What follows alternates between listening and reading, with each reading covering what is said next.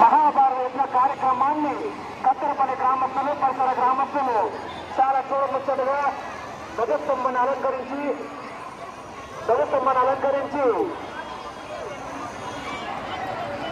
విజయవంతంగా ధ్వజారోహణాన్ని మంచి ఏ ముహూర్తాన ధ్వజారోహణం చేశారో తెలియదు కానీ ప్రతి ఒక్క రోజు అన్నదానం ఒకవైపు, అదేవిధంగా హరికల దానం ఒకవైపు, అదేవిధంగా నాటకాన్ని కూడా వాళ్ళకు చిత్తూర్చం లేకుండా వెంకటేశ్వర కళానాట్య మండలి కోర్టు బాబు వారికి రాత్రిపూట నాటక ప్రదర్శన చేశారు.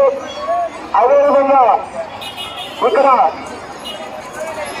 విద్యుత్ అలంకరణ కూడా చాలా చాకచక్యంగా చాలా సుందరంగా అలంకరించారు. అదేవిధంగా భక్తులు కూడా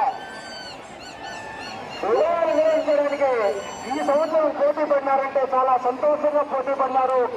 ఉదయం జరిపించేటప్పుడు కూడా అన్నదానం నిర్వర్తించి ఎవరికి కూడా ఆకలి అనేది లేకుండా అన్నదానం నిర్వర్తించినారు. ఇదే విధంగా ప్రతి ఒక్కరము ధ్వజారోహణం జీవవారిపల్లి గ్రామవాస్తైనటువంటి నందిపోయిన హనుమంత యాదవ్ గారు, అదేవిధంగా నందిపోయిన మునిసుబ్రహ్మణ్య యాదవ్ గారి దంపతుల జ్ఞానం వాళ్ళ తండ్రి గారి జ్ఞాపకార్థంగా అన్ని కూడా మన భాగ్యాన్ని